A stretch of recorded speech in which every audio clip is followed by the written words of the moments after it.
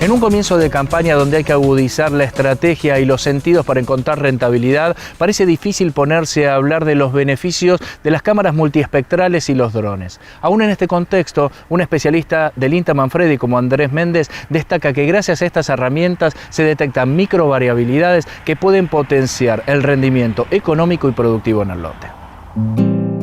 La recolección de información de importancia agronómica cada vez más precisa promete una revolución en la agricultura. El referente del INTA, Andrés Méndez, cuantifica el cambio que ya detectan entre un mapa de rendimiento y una fotografía multiespectral aérea. Nosotros empezamos a ver en los últimos ensayos que se están haciendo en campos cercanos a INTA Manfredi y Manfredi, donde las fotografías aéreas multiespectrales nos empiezan a entregar una información que empezamos a ver que es muy fuerte con respecto a lo que veníamos relevando de lo que era el mapa de rendimiento. El mapeo de rendimiento, que normalmente se tomaba un píxel de mapa de rendimiento como el ancho de la plataforma de la cosechadora, con el largo que tardaba en un tiempo de guardado de datos que puede ser 1, 2, 3 segundos o hasta 15 segundos en algunas marcas. Entonces uno tenía un píxel, por ejemplo, si era cada un segundo, iba a 6 o 7 kilómetros por hora de velocidad en la cosechadora, de alrededor de 4 metros de largo por el ancho de la plataforma.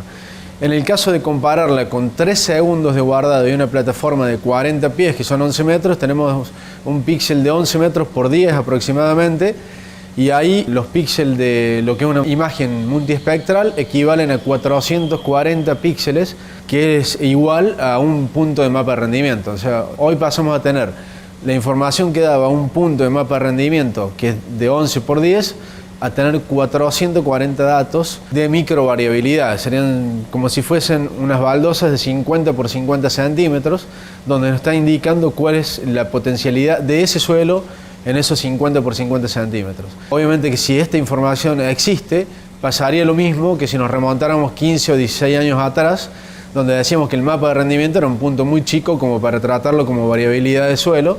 y hoy empezamos a ver que eso ya es viable, hay máquinas que reaccionan rápido, lo cual hace ver que esto también se va a dar en lo que es microvariabilidad. Con esto empezamos a ver también las distribuciones de lo que es la variabilidad, que ya empieza a cambiar todo el esquema que normalmente se venía hablando hasta que se descubren estas variabilidades tan pequeñas, y vemos que los lotes donde nosotros por ahí determinamos que eran 2 zonas de manejo, hoy se pueden llegar a ser 7 o más zonas de manejo, con lo cual estamos hablando de algo mucho más preciso, más certero, y que si se maneja punto por punto va a tener un rédito económico por un lado, mejor manejo por el otro,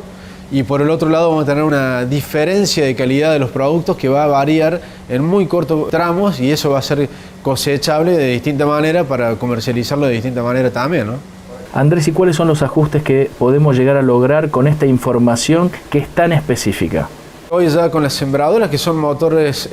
surco por surco, podríamos estar logrando un cambio con motores eléctricos que accionan rápido. Se podría llegar hasta cambiar la densidad de siembra en 50 por 50 centímetros, eso se podría llegar a lograr.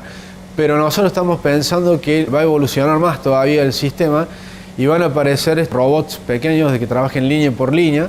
Los robots van a ser de más rápida acción, probablemente ese mismo robot esté midiendo la calidad del suelo en ese momento y sacando las características de ese suelo y aplicando en el mismo momento que lo lee. Y eso ya en Estados Unidos hay pruebas de robots que han usado 20 robots y han suplantado a una cosechadora. O sea, la misma capacidad que tiene una cosechadora de un ancho de 20 surcos, por ejemplo, pasa a tenerla los robots de 20 surcos. O sea que son aislados, se pueden manejar con un celular y van avanzando y recolectando el grano, hasta se podría diferenciar la calidad de grano si uno pone 3 o 4 tolvas atrás de la misma cosechadora surco por surco, que cuando cosecha lee la calidad y la deriva a un lugar de la tolva a otro lugar, puede estar desviando distintas calidades de granos, por ejemplo, en el mismo momento de la cosecha. Que hoy esto lo estamos haciendo pero a un nivel macro, estamos haciendo a un nivel de una cosechadora que mete todo en el ancho de la cabezal de la cosechadora. Todo eso se caracteriza como el ancho ese y el tiempo que tarda. Por otro lado, lo que uno empieza a ver es la capacidad de procesamiento de los datos. Hoy un mapa de rendimiento que puede tener 400 a 1000 puntos, por ejemplo, por hectárea, pasamos a tener esta gran cantidad de datos, mega cantidad de datos. Y el mapa de rendimiento hace 16 años Cuando me tocó entrar al INTA y procesar esos datos, tardaba muchas veces 2 o 3 horas en procesarse un mapa de rendimiento. Hoy pasa lo mismo con la imagen multiespectrales en un lote de 40 hectáreas, pero seguramente que la tecnología aumenta, las computadoras aumentan su capacidad y eso va a ser en muy corto plazo lo mismo que analizar un mapa de rendimiento, digamos, ¿no? Méndez explica el rol del automatismo y la robotización para decodificar la microvariabilidad y transmitírselo a las máquinas. Creo que el automatismo y la robotización es lo que van a hacer el cambio de la agricultura, básicamente, porque si no tenemos un automatismo y una robotización de ir surco por surco, va a ser prácticamente imposible que estos datos se puedan manejar surco por surco y 50 centímetros a 50 centímetros en ese píxel, que sin ir más allá podemos llegar a píxeles de 10 centímetros por 10 centímetros, pero hoy estamos analizando el 50 por 50, que es algo que también impresiona, digamos, en la cantidad de flujo de datos que va a haber, ¿no? Y por un lado uno dice, bueno, tenemos megadatos y pasamos a micro cosechadoras o micro sembradoras o micro pulverizadoras. Y eso es lo interesante de la combinación, que a medida que vamos teniendo más cantidad de datos, accedemos a situaciones más pequeñas de control, digamos. Y esto también se puede llegar a ver desde otro punto de vista, porque vamos teniendo cada vez máquinas más grandes y cada vez este tamaño de máquinas que pasan de pesar 10.000 kilos, 14.000 kilos, ahora 21.000 kilos de una máquina cosechadora, que sí, tiene una gran capacidad de cosecha, pero en años complicados como este, donde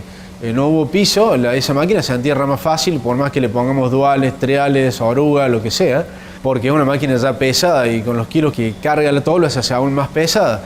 Entonces, ir a tipo robot de esto que no van a bajar la capacidad de trilla y se pueden manejar con un celular, estaríamos hablando que tienen alta flotabilidad, no compactan el suelo, harían un trabajo prácticamente perfecto. Entonces, personalmente creo que no hay que desestimar estas ideas de ir a estos sistemas robotizados y automatizados, porque pueden llegar a revolucionar el mundo agrícola, ¿no? En la actualidad se promociona el uso de drones para alojar las cámaras multiespectrales que saquen fotografías de alta resolución. Méndez opina sobre el presente y futuro de los dispositivos no tripulados en el campo. Los drones para nosotros en este momento es una plataforma de trabajo de vuelo,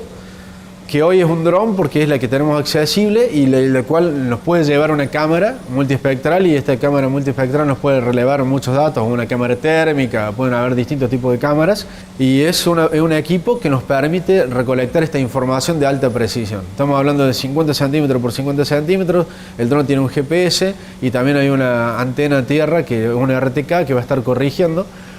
con lo cual tenemos precisiones muy buenas. Si a esto también le agregamos que hay celulares ya en Estados Unidos que con software específico tienen un error de 1 centímetro en lo que es la señal satelital, llegamos a un nivel que es extremadamente preciso. Antes teníamos un GPS de mano que tenía 6 u 8 metros de error. Esto ya un teléfono celular, estamos hablando de 1 centímetro de error, con lo cual podemos hacer mediciones en esos lugares que antes no podíamos hacerlo. Personalmente también creo que esto de la plataforma de drones nos está permitiendo ajustar sensores y ajustar metodologías para después trasladarlos a lo que es que vaya a ir montado a un satélite. Entonces los satélites probablemente en un futuro no pasen con la periodicidad que pasan hoy, sino que pasen todos los días y a lo mejor hasta 2 veces al día por un mismo lugar, y eso va a permitir un seguimiento real de los cultivos día tras día y actuar día tras día. Entonces, la información que hoy se le está pidiendo, que sea privada o no sea privada, entre comillas, y necesita que algún productor le dé el permiso de que se use esa información o no, en un futuro va a ser pública y todo el mundo va a poder acceder a la información que va a estar de ese campo, porque va a ser abierta. Como hoy ver una imagen de Google, que uno puede ir a una casa de cualquier persona y ver hasta con bastante precisión lo que tiene esa casa. Lo mismo va a pasar con el campo seguramente en el corto plazo. Y creemos que el dron hoy es el paso intermedio para llegar a lo otro, ¿no? Hace 10 años los GPS de mano poseían más de 6 metros de error. Hoy ya existen teléfonos inteligentes con un error de 1 centímetro en la localización de un objeto en el lote. Andrés Méndez cree que es necesario que los usuarios tengan el conocimiento adecuado para aprovechar las nuevas herramientas al 100%. Llevar la capacitación lo más rápido posible a todos los productores, los asesores y a todo el que esté metido en este tema es lo más rápido para que empecemos a armar un un diálogo entre gente que está haciendo trabajos específicos para mejorar el trabajo de campo, que hoy normalmente se está haciendo mucho, pero muy aisladamente y sin ningún criterio de trabajo, digamos, y de donde esta mega cantidad de datos vaya a un lugar que podemos acceder todos y trabajar y mejorar el sistema. Básicamente eso es lo que nosotros buscamos, tratar de mejorar el sistema. Creemos que el INTA es el encargado muchas veces de hacer la investigación o la experimentación a campo para poder trasladar visiones diferentes de lo que puede llegar a ser el agro y hacia dónde creemos que puede ir el agro. Obviamente que esto no va de que uno se le ocurra que pueda pasar esto con esta mega cantidad de datos, el uso de drones, de fotografías, de multiespectrales, térmicas o lo que surja. No es una visión propia, sino que uno ve que el mundo va tomando ese camino. O sea, si vemos que hay empresas que ya están invirtiendo más de 2.500 millones de dólares en un sistema como esto, que a su vez va a tener un plantel de trabajo que va a costar más caro que pagarle a un club como el Barcelona o el Real Madrid, entonces es mucho más fácil decir hoy que esto se va a dar en el agro, porque uno ve que el destino del dinero y de las inversiones va hacia ese lado, digamos, ¿no? Teniendo en cuenta que el productor busca maximizar la rentabilidad por hectárea, ¿cómo gracias al automatismo podemos llegar a segregar por un lado calidad y también rendimiento? Nosotros apuntamos a lo que es la calidad de los cultivos a nivel extensivo, sabiendo que en lo que es intensivo, como en el caso de vid, se hacen sistemas de vuelo donde se determinan calidades, se cosechan diferenciales. A su vez el INTA hace ya prácticamente más de 8 años que venimos trabajando en lo que es medición de calidad en la cosecha, tanto de trigo, cebada, soja, maíz, y venimos viendo que eso es un punto que es muy fuerte para hoy comercializar. Hay que entender, y a mi criterio básicamente, que el sistema de comercialización desde un punto de vista está cambiando. O sea, no da lo mismo tener un trigo que no tenga calidad proteica, que tenga 8% de proteína, o una soja con bajo aceite o baja proteína, no da lo mismo y no se paga lo mismo. Y hoy ya hay cupos hasta que el productor no está cubriendo. En el país se están ofreciendo cupos de comprar el trigo hoy a $150, pagado anticipado y entregado en diciembre a enero. O sea, hoy podemos vender el trigo a $150 y estar garantizando que vamos a tener una calidad deseada por el cupo ese que nos están pidiendo, que no es mucha la calidad que se pide. En proteína, por ejemplo, es el 11%, que es simple de lograr. Y si nosotros garantizamos esa calidad, cobramos hoy los $150 por tonelada y lo entregamos en diciembre a enero. Eso es una forma de trabajo que antes no se daba, hoy se está dando y inclusive no se está cumpliendo el cupo para entregar esa calidad. En soja está pasando que están diferenciándola en lo que es proteína,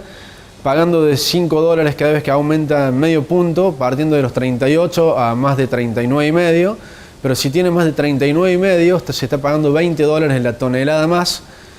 por tener ese porcentaje más de proteína. Si uno hace un cálculo de tener 3.000 o 4.000 kilos de soja por hectárea, son $80 más lo que se está pagando. O sea, nos pasa a nosotros mismos, cuando estamos midiendo calidad de grano y vamos cosechando, decir, bueno, vamos a guardar esta calidad que está arriba de 40, porque nos ha tocado muchas sojas, ensayos con nidera nos están mostrando que en muchas sojas de más de 4.000 kilos de rendimiento, tener más de 40% de proteína y tener más de 20% de aceite. Con lo cual estamos mejorando mucho lo que veníamos logrando hasta hace 5 años atrás. Se ha mejorado lo que es niveles de proteína y niveles de aceite. También que en lotes que están bien provistos de nutrientes, ¿no? Con la presencia de los principales referentes del país en el uso agrícola de drones, el próximo 30 de junio se realizará una capacitación en la estación experimental del INTA Manfredi. El 30 de junio en INTA Manfredi, a partir de las 9 de la mañana, se hace una capacitación de lo que es drones en todos los distintos tipos de equipos que hay para vuelo, que si son cuadricópteros o aviones, cuáles son los que más se adaptan para cada trabajo que se requiera hacer. Por otro lado, la mecánica del dron, cómo funciona, entender cómo funcionan los motores, cómo compensan, cómo giran, cómo doblan, todo eso hay mucha gente que le interesa porque quiere fabricar equipos en Argentina. Después vamos a ir a la metodología de trabajo, para qué queremos píxeles de 50 centímetros o más grandes. Entonces eso lo vamos a mostrar cómo se procesan las imágenes, cómo se trabajan las imágenes y cómo se llega a una prescripción en base a esas imágenes. Y por otro lado, empezar a ver qué tipo de maquinaria es la que se va a adaptar a todo este sistema, para cerrar todo lo que es el ciclo del que partimos de un cultivo, todo lo que es la mega información que se está logrando y cómo la maquinaria se tiene que adaptar a futuro. Lo principal va a ser básicamente cómo se manejan esta mega cantidad de datos y a qué se quiere llegar. Que eso va a ser mucha parte de software, va a haber vuelos, Los vuelos van a ser la mayoría no tripulados porque hoy se hace un plan de vuelo donde ya se calcula la superposición de las imágenes. Son todas cosas que ya están medidas y tienen una inteligencia previa que hay que tratar de aplicarla y demostrarla, ¿no?